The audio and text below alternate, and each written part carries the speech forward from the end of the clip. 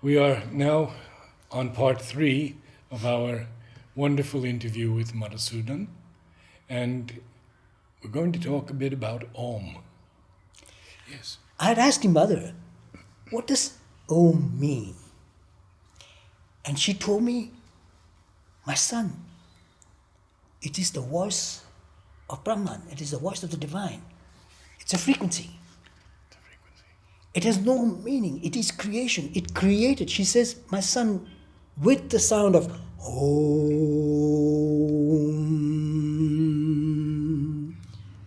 What the Americans call the Big Bang, because Americans like everything that has to do with noise. Sorry, Narad is an ex-American.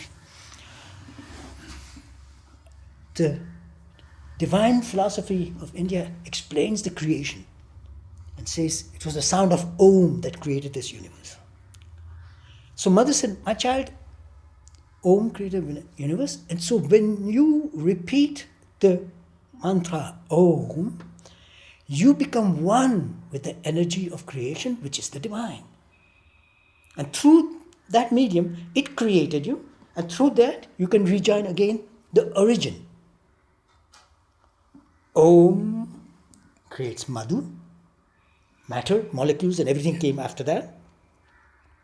Because that's where it first started, and then came the microscopic molecules till human life evolved. So logic says, if frequency created me, if I use this frequency, I can rejoin my origin, the divine. So Om is the sound of the divine, the voice of the divine. Voice of the divine. And they had done an experiment somewhere, I think in the United States, where they took a huge membrane, very, very thin skin, like on a drum, so that it vibrates. They put very fine sand on it. And then with loudspeakers, they created the sound, they repeated the sound, Om.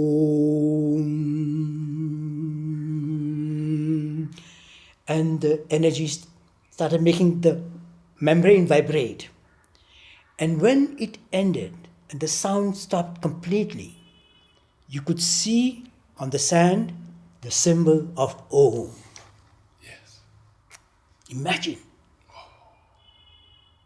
And I tell my patients who understand these things to repeat for Indians and so on, also those who have practiced yoga or I don't know what, to calm them, I say use. Otherwise, Amen is a derivation of Om. Amen. It helps them. They're Christians. And I tell them, just use it and you become calm. So, Om is something essential when you are agitated, when you are anxious. Use the mantra of Om. Combine it with something beautiful like Om Namo Shri Ma. Om Namo Shri Ma, Shri Shiva, Shri Aurobindo, Sharanam Mama. I bow down to you, Mother and Shri Aurobindo. You know?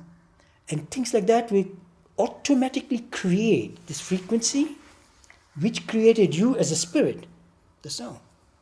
So then you become absolutely one with the Mother, with the Shri Aurobindo, with the divine. And in the process of spirituality, I think it has been a very important instrument for spiritual disciples and students of spirituality. No. When did you leave the ashram? When did you last see Mother? Oh, I came several times. Let me tell you my departure, my last meeting with the Mother, and about an episode that came before that thing. While preparing to leave, there was a lady who came from North India, Mrs. Sondhi. I wish she's still there. I don't know where she is. And if she is, I hope she sees this video and she hears that I love her dearly, my Auntie Sondhi. She was a devotee of Mother and Shobindo here in the ashram. She was visiting and so on. She said to me, my son, you're going to Germany for studies. I want you to make me 2 promises before I give you my blessings. Because I believe in the blessings of our elder. But I even believe in the blessings of the children. And I said, yes, my aunt. What can I promise you? She says, 1, that you will not drink alcohol. So I had not even thought about all these things. But while she was saying this, you should not drink alcohol, to make this promise, straight away I thought about the mother, that I have to ask her this question. I said, my aunt, I promise I will not drink any alcohol. She says, and second, promise me that you will not eat meat. So I said, yes, my aunt, I promise you, and she blessed me. I straight to the mother, because I had the right to go. And I said, Mother, I met my aunt Sandhi, and she made me make 2 promises, and I made those promises even without really meaning it, in the sense that I will or I will not, because I wanted to ask you first. She says, what is it, my child? And as always, she's laughing as if she knows, and she knew. She knew. She was far too smart for me to hide something from her. And this is the whole problem, because there'd be a lot of things I would do, Mother, if I could fool you. There's no chance. So I asked her, she told me not to drink alcohol and not to eat meat. And Mother looks at me and says, my child, listen. First of all, for meat, you are very thin. You're going to Germany. It's very cold. You want to study physical education. So you must eat everything. You must eat healthy food. Eat meat. Eat what they serve you. And it's good for you because you have to put on weight. I was very thin at that time. As for alcohol, she says, you know, my child, Germany makes very good beer. And fresh beer is nutritive. She says this. I didn't even know what beer is. So she says, so drink beer. As for other alcohol, she did not say don't drink other alcohols like cognacs or whiskeys or vodkas. Something divine, really. That's why they call it spirit. Anyway, as for other alcohol, tu peux le laisser faire. You can let it be. She didn't say you don't, but you can let it be. Tu peux laisser faire. Now, at that time, if I had said this to my colleagues here, other students and so on, the mother told me, they would have really killed me, saying that that's blasphemy. Mother would never say something like this. But you see how tolerant Mother was. And how understanding of your body. Of body. And you're going to a different country. Yes. A cold country. Yes.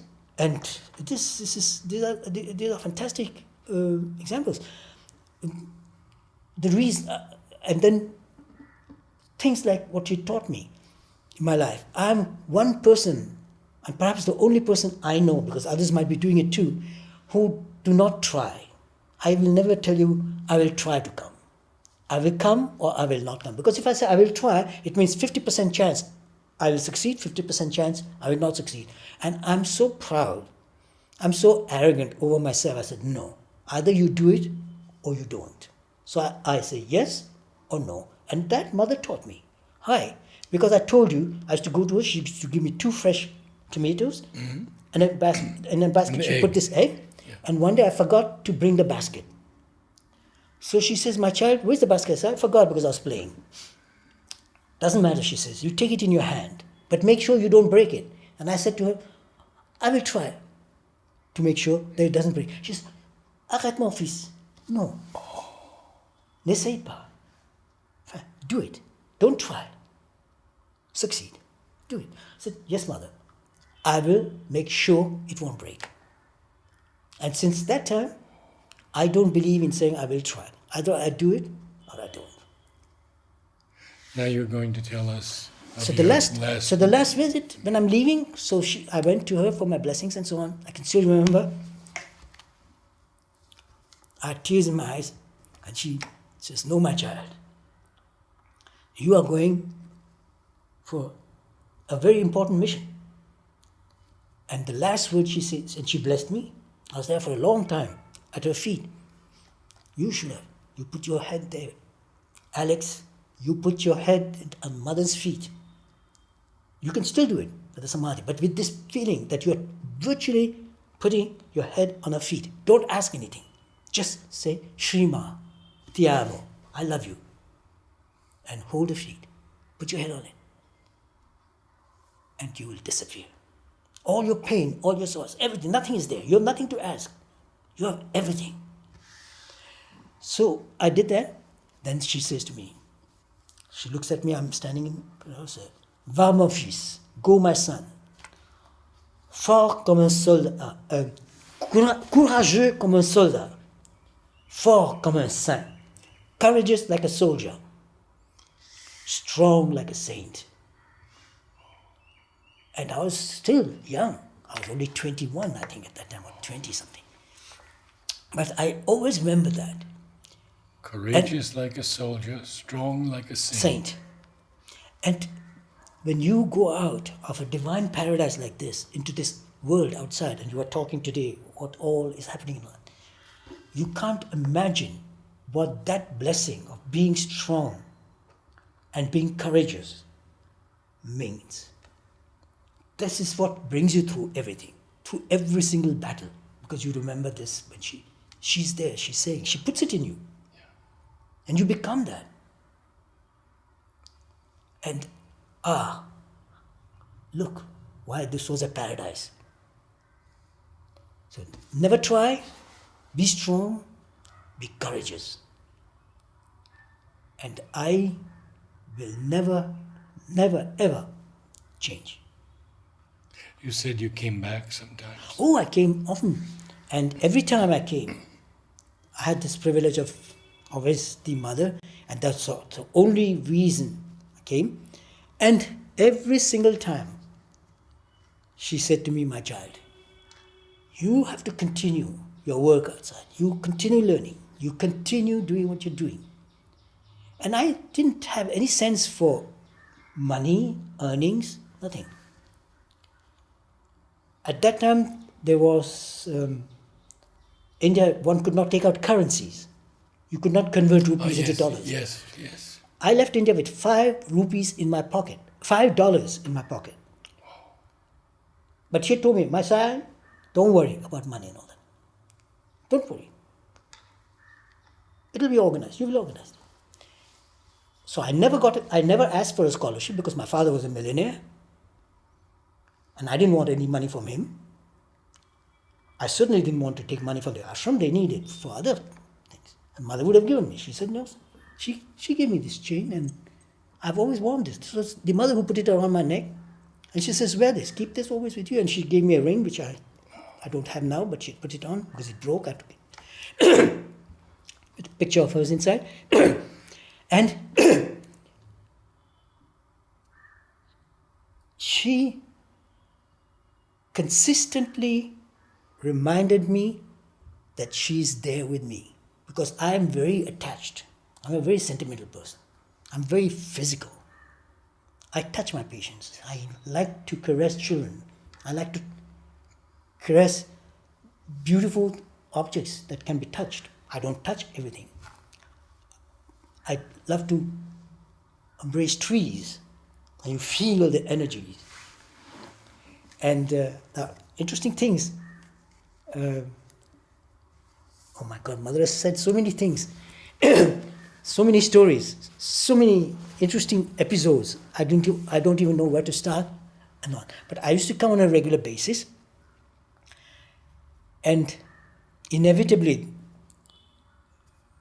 there were problems with fellow students and fellow people, because when I used to come, I used to train in the playground, the boys and girls, in physical activities, in sport activities. And so I had my my particular way and so on. So there would be conflicts, and Mother would always calm me down and always remind me that I have a mission. I have to give, I have to heal, I have to love. And I asked her, why is it that I have such a temper? Why is it that I get so angry? Why is it that I'm so rebellious? And she says, because you are here for a cause, the divine cause. And you need that energy to destroy the obstacles She said, it is in you is born the energy of Shiva. You're born with the energy of Shiva. And so you have the power and the capacity through this particular energy of Shiva to destroy obstacles for the divine creation, divine work.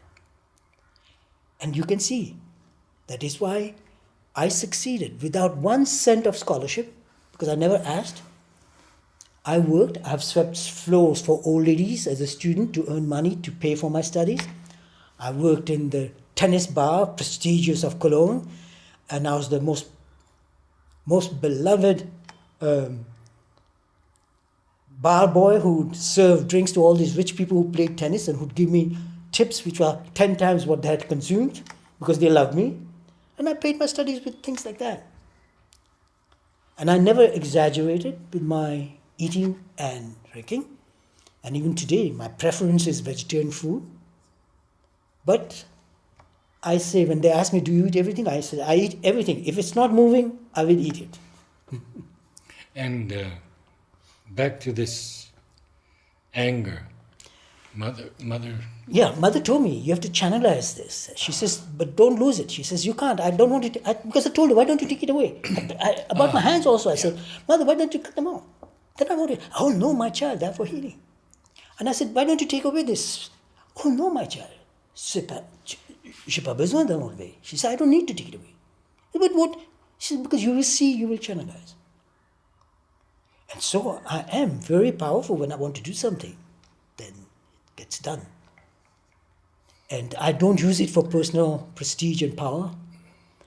I have no desire for powerful positions or fortune. And this also she told me, ne t'inquiète jamais. Don't worry ever, because you will always be provided. I will always provide you with everything you need. So Narad, even to this day, I have never worked for money.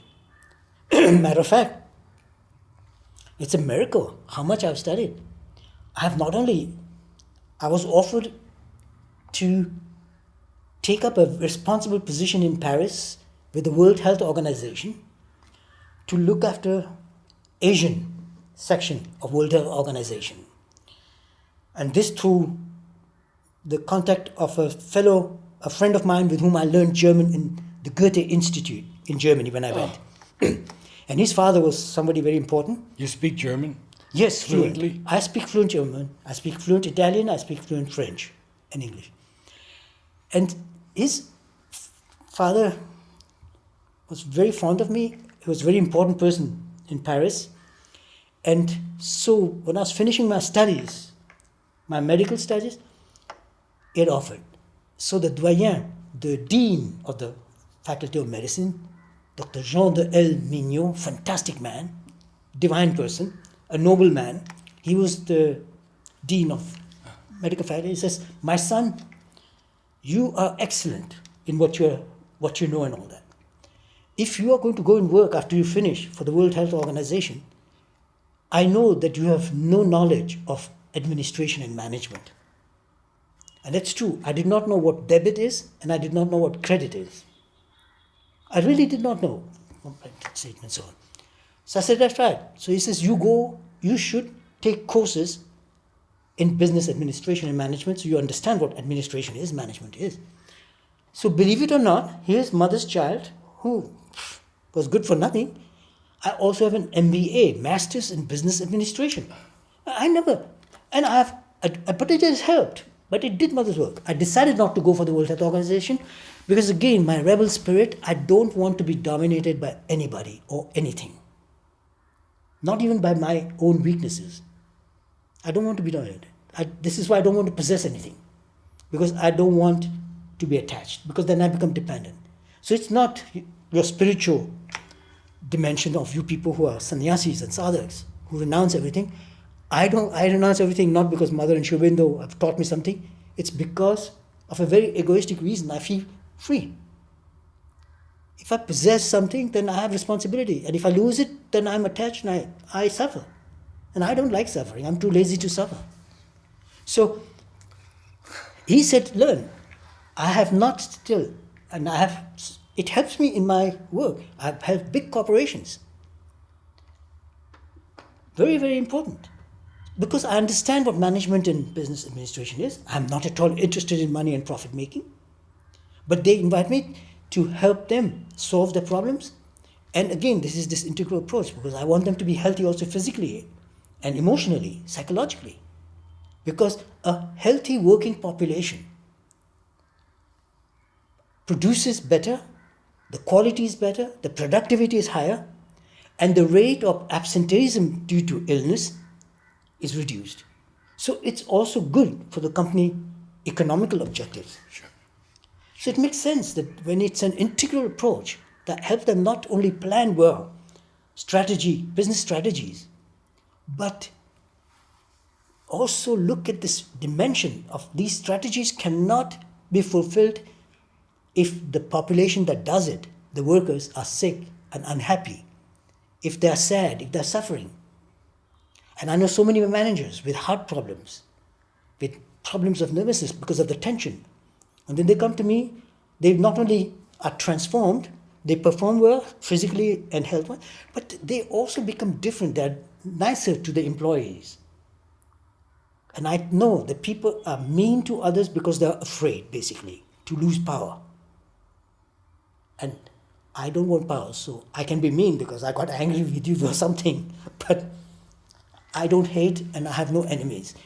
So it helped me. And mother told me, très bien mon fils, il n'y a pas de problème. Whatever you do it, it'll come. But I said, mother, why don't you tell me exactly what steps, which career? Mon fils, you have come with it already. Why do I have to repeat it?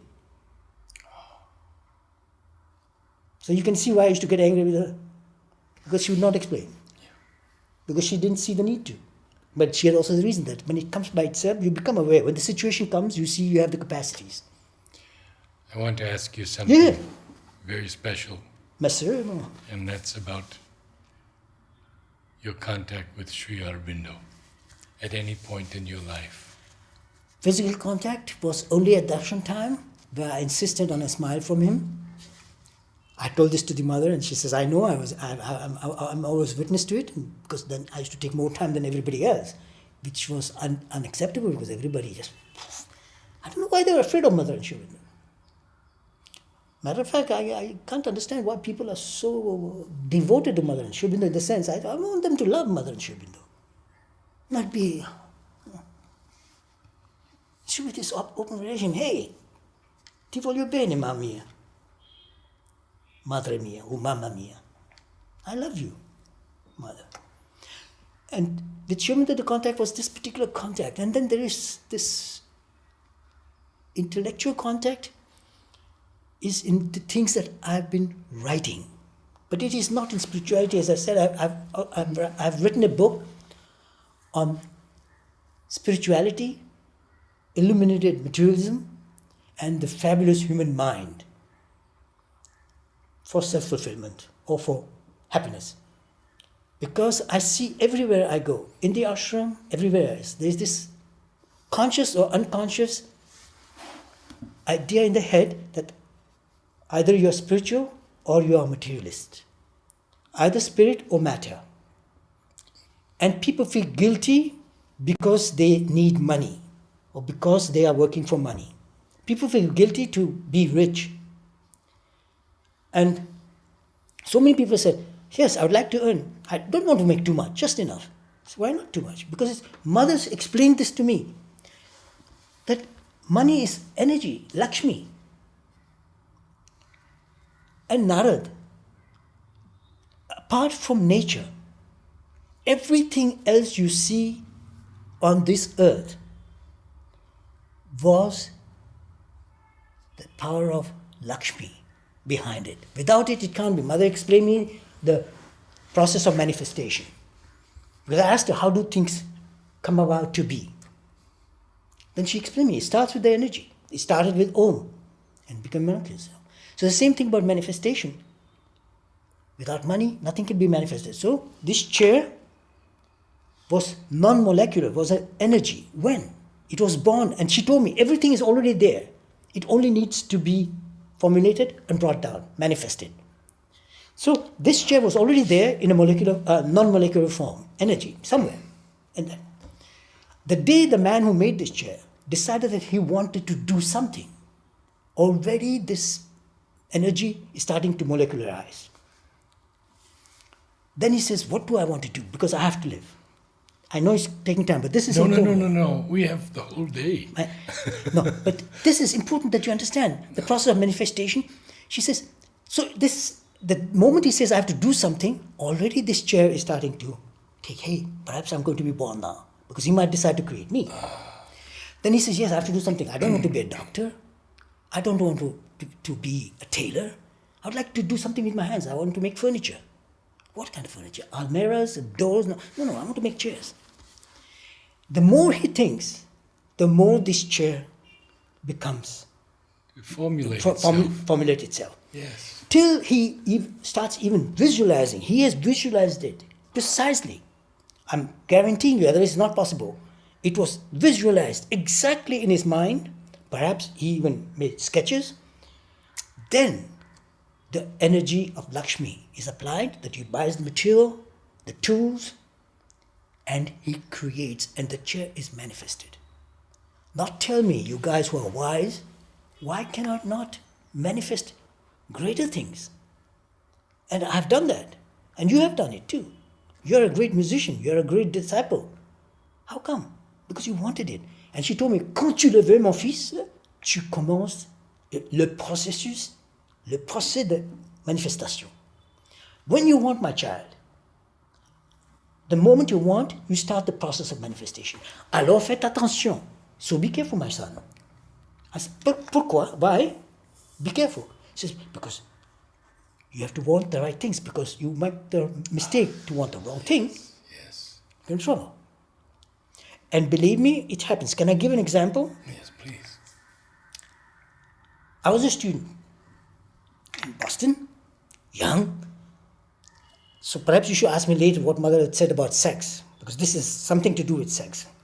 But nothing scandalous. I come from the university in my little car, Volkswagen, with all my books in it.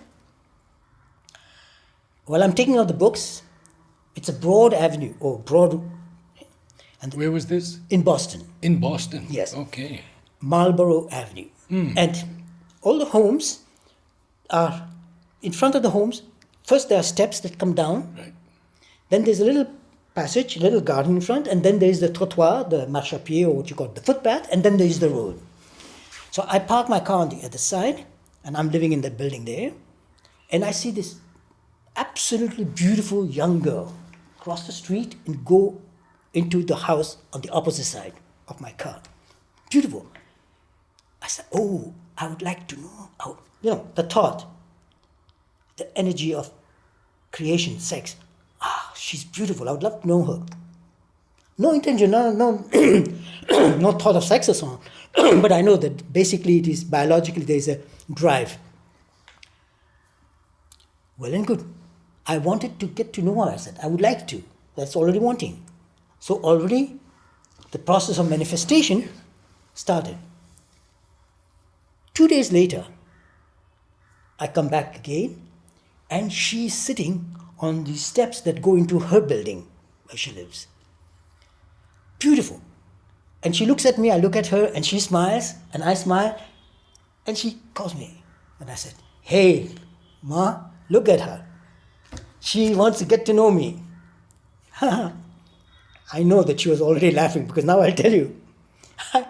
I leave the books and everything in the car, I close the door, I walk. When I pass the road and I come onto the footpath, I look at her, I realize that she's a transvestite. Is that how you say it in English? Yes, transvestite? Yes. And I stop. She starts laughing because she knew that I had not recognized. I was thinking that she's a real girl, but she was not a real girl. She was a boy dressed like a girl, And she knew that I had not understood, and so I started laughing. I stood there. I didn't laugh, and she started laughing. She says, "Hey, no problem at all. It's okay." She says, "I said, I'm sorry. I thought." She says, "No problem." She says, or he says, So then I remembered what Mother had said. Faites attention. be careful of what you want.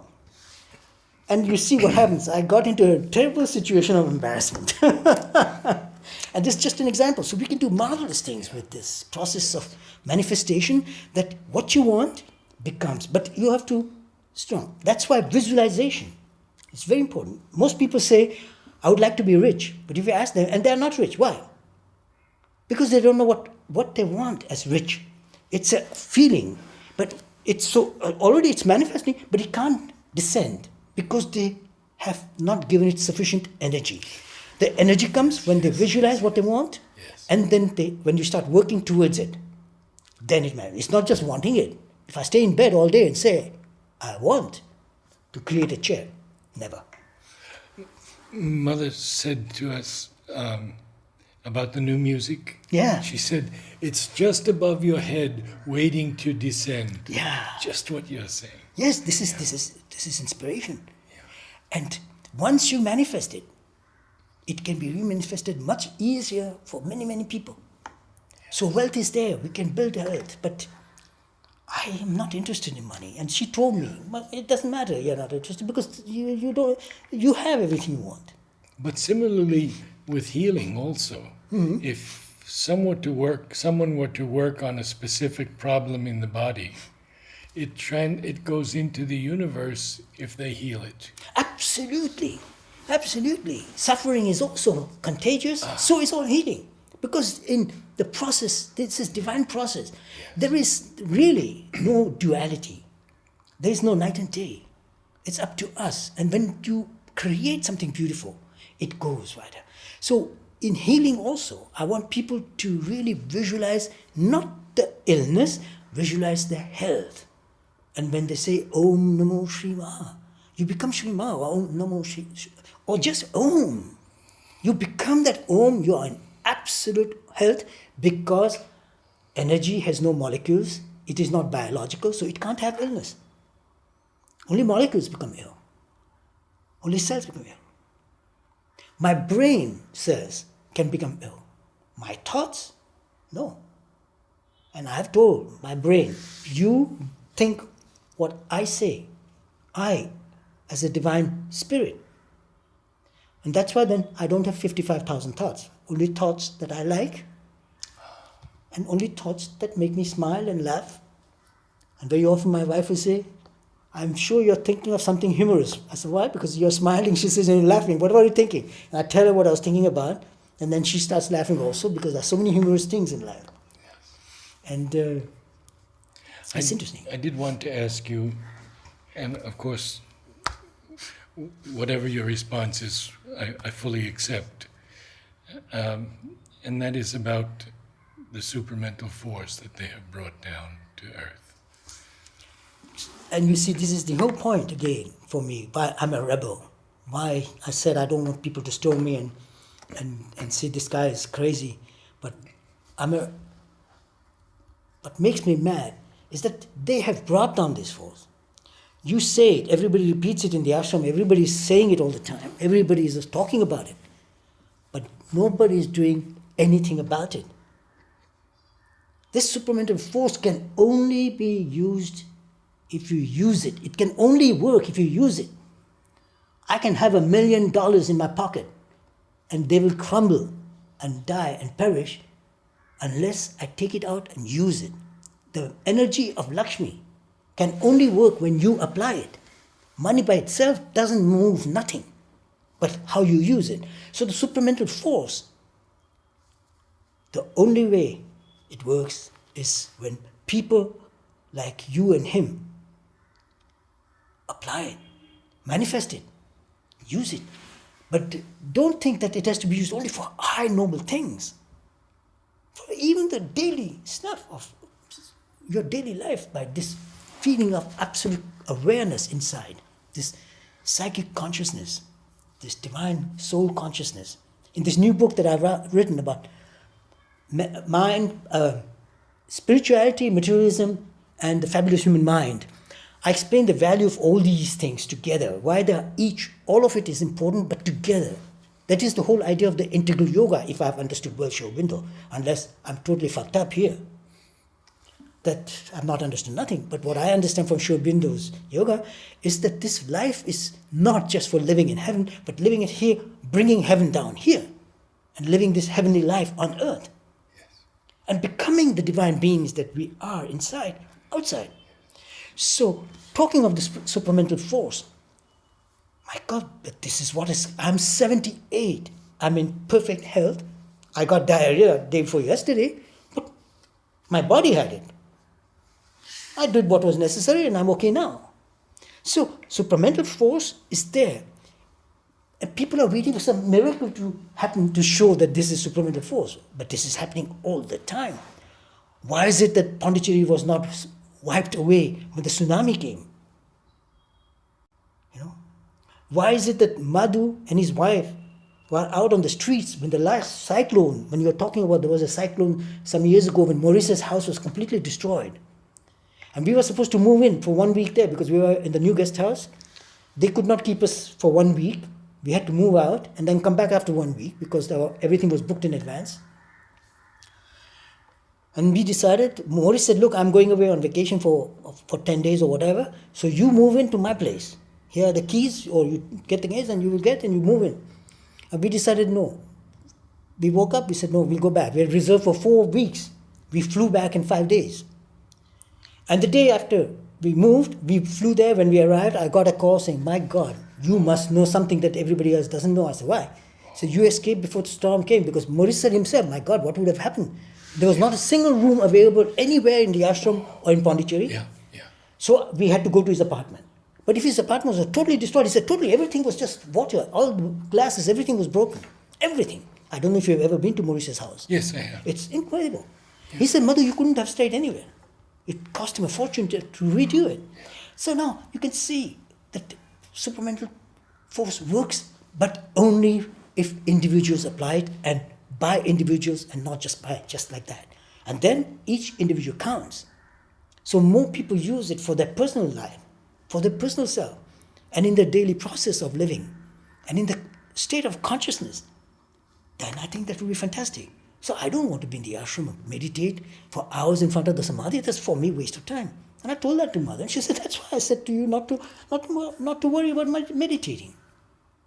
Because to me, that's not spirituality. But for you guys, yes, please, for heaven's sake, I'm not saying don't meditate. Do what you're doing, it's right. I have no advice to give to anybody, but that's my way of doing and working with the supramental force. And in medicine, it's very important. Yes. Did Mother speak to you about anything about the future? My God. I was never worried about the future.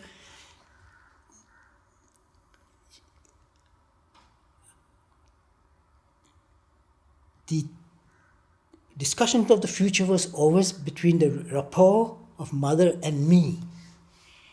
And because she had told me that she brings me, every time she comes and she needs me, she brings me along. And so I said, now that we are here, what happens when you depart physically? You asked her that? Oh, yeah.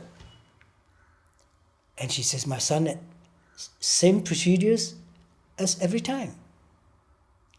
And you will continue. And when the time comes, you decide to come. You have to decide when you want to leave, and you will decide when the time comes. I said, how long? When do you think? She says, my son, you have a mission. And when you have completed the mission, you will know. And then you decide, and you come back, and I'll be with you, and then we will see what next happens. Now, this is blasphemy, perhaps, but what do you want me to do? People will say, well, you're telling all this is nonsense. Okay, it's okay for you. It's all lies and nonsense, perfect. But if I can be happy with my lies, why not? So I don't need to lie. The reason I don't lie is, again, because I'm very egoistic. I reflected very deeply, and I said, I can fool the whole universe, every human being. I can fool even the divine and convince him that I'm saying the truth. But there's one problem. I know one person that I could not convince, and that's myself. So I said, then I don't have to lie. when you first left the ashram, How do you feel that Mother guided you in those early days when you had left and you were studying? I was so busy that I didn't have, and I suffered so much. Suffered in the sense suffered. For me, money was only for using. So I never knew how to save money. I know another young man who does the same. He goes, he works for a few months and come back to spend here, to live here, and then when it's finished, he goes back and works. I'm talking to you, my friend Alex. That's beautiful. So I was so busy surviving, in the sense, I have passed months living in a small room under a roof, which was the cheapest place where I could find to stay, which had no heating, no insulation, in German winters. So I had to wear gloves at night to read my book or whatever, with a small lamp and a little small heater that stingy lady who was very stingy, she had put, Mrs. Fleschenberg. But I didn't have time to talk to mother or to pray or meditate and say, no, I have to study, I have to work. So I did work. I spent times when I was doing my degree, even hungry, eating for breakfast, for lunch, and for dinner the same thing, peanut butter sandwich, which was the cheapest I could afford. And for luxury, on the weekend, on Sunday, I will have one bag of tea, with which I made at least 2 or 3 cups. But that's luxury. But otherwise, only for breakfast, only peanut butter and bread. Lunch the same, the dinner the same. And when you are living like that, you have no time to think or pray to God, because you say, hey, stop praying, work and do something to solve the situation, because I knew he won't come. But that is where you feel the presence, that she's there. So you can do you can struggle, you can fight, and you can suffer, because she's there, she's going to push you through, you'll come through. So I never worry what will happen tomorrow. And it has been miraculous. We have had everything. What we have, we enjoy. We don't have everything. What we don't have, my wife and me, we don't miss. So neither of us have wishes. I would like to buy that, I would like to possess this. I see beautiful things, I love them, I appreciate them. But I want them to be there. I don't want to. Yes. So during this presence of Mother and Sri Aurobindo is something that you constantly have on, whether you're sleeping or you're awake, whether you're suffering or you're dancing. This is the joy of living. Because even in that hard time, which is not enjoying, when you are really cold and hungry, and you have to pass exams, and I did more subjects at the same time than most average students did, to the point that the dean had once called me and said, are you crazy, Madhu? Because you fall through one subject in medicine, you have to restart the whole damn program all over again. You know, in my specialization and all that. I said, no, I have no time because of shortage of money. And my wife, she worked for the first 8 years that we got married, but after that, I studied and worked and did everything.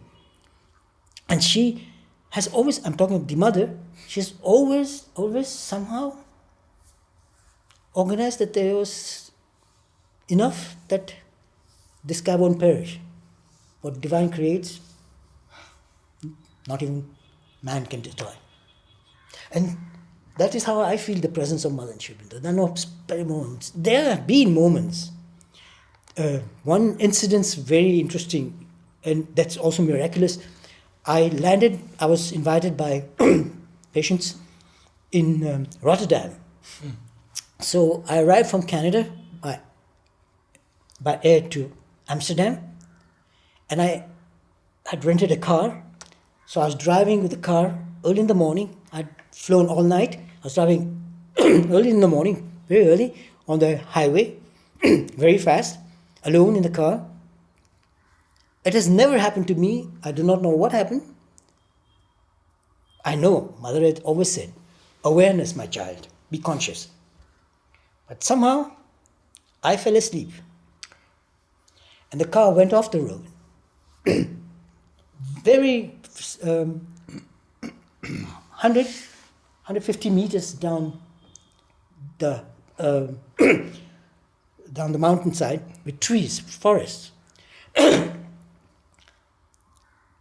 moment it went off, and I woke up, and I saw all these trees going by me, and the car going through at that high speed. And then it came to a stop like that. There was no possibility for me to get out easily, and even after I got out, they had to help me. 5 people came and so on. The car, a couple driving behind, saw what happened, so they phoned. The miracle is that there was not a scratch, not only on me, but this car was completely covered with leaves of the plants, of the grass and everything that was growing there in the forest. It could have hit a tree, then I would have died. It would have been destroyed. It could have hit a rock or something.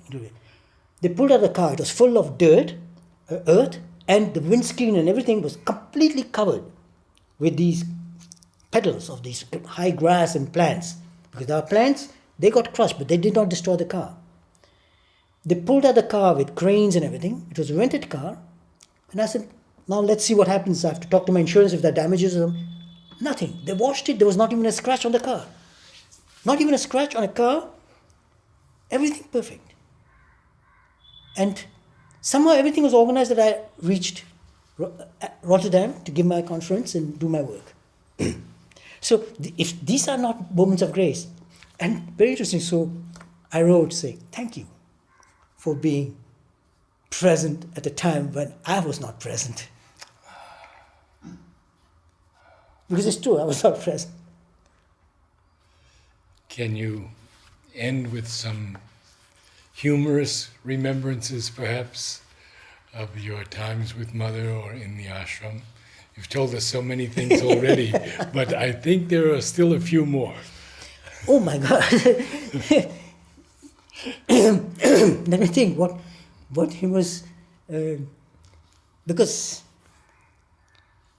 we have to laugh. No, because we have to laugh, and the mother always laughed. And because my life in the ashram was one stretch of joy and humor. It was never this serious yoga of meditations and painful yogas and asanas and all that. Everything was just a joy. And as I said, Mother had this beautiful sense of humor to explain to me when she says, that you left the evidence of what you stole and everything, and that's why you are caught. That's the mistake you made. And I said, next time I won't make the mistake. And she says, no, next time ask me. That's the best. They say, you won't make the mistake. But she never scolded, and she never, I can't remember ever Mother disciplining somebody. At least I can't remember. I don't know if others have said. But Mother never threatened. Mother never used menaces, this or that. Mother always explained. And not always. And when she didn't explain, I know that I used to get very upset. Oh, one little story. It is humorous also. There are 3 girls in the ashram, my colleagues. We were the same, we were in the boarding. Tarulata, Kokila, and Purnima. Purnima is the sister of Tara, who is in an ashram in Delhi, Johor. The Yes, Johor I know family. very well. A beautiful family, lovely family. And I was also to them very close to the Johor family. Oh. Yes. There was a time when I used to eat every single lunch there. I used to be in the boarding, but I used to At go to their lunch. house? Yeah, with Tara, she would take me to her house, and my mother used to cook fantastic Punjabi food. I used to call her Masiji. She used to cook fantastic. The mother of Tara cooked divine. Anyway, too bad you people are not there. So these 3 girls, the youngest sister of Tara, Purnima, Kokila, and Tarulata. Oh, Kamala. Tarulata, you don't know. She left after a long time ago, as a young girl already. So all 3 they were together, and they went to the mother, and they said to the mother, Dusma, we want you to give us a new name. So mother looked at them and said, Do, Re, Mi. So they were very proud, and they said to everybody, we have a new name. I'm Do. She said, I'm Re, I'm Me. And I was a small boy like them. I said, why they? I don't like Madhusudan. What a stupid name. I would like to have a name that Mother gives me. So I went to Dusmer. You gave name to Tabulata name. I would also like to have a new name. So please give me a name. So she looks at me, she smiles, and she says, my son. She looks and she looks and she looks and she says, my son, I have to first research what your name means. And already my frustration and anger and impatience goes in me.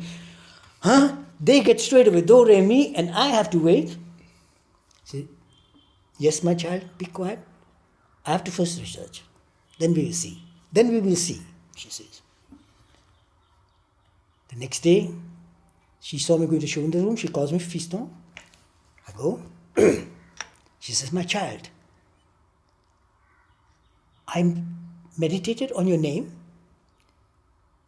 and your name, Madhusudan, means vainqueur, the victorious. Vainqueur. Vainqueur is victorious. Yes. But I was a small boy. My French was very small in that sense. So to me, vainqueur, I did not know it means victorious. I said, vin is 20 in French. Vin is 20 in French. Yes. And cœur is heart. I said, 20 hearts, what a stupid name.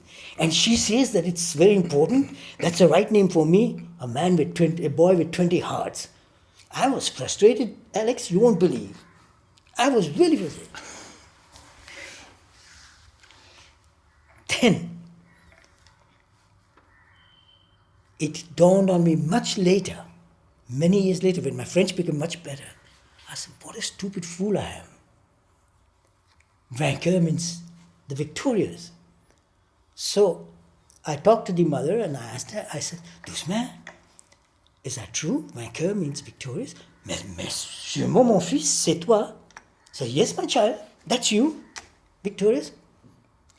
Not that it meant anything, but at least it's better than 20 hearts. So those are the little episodes of mother, how she was with us children, how she was different with each child in the sense that she gave each child what they needed. And all she got back from me was a lot of work and a lot of questions. No, she was very patient. Vainqueur. Victorious, one who overcomes. I think that's a wonderful way to end our interview Don't today. listen to what I said, but don't do what I did. Just do what Mother and Shovinda tells you to do. Thank you.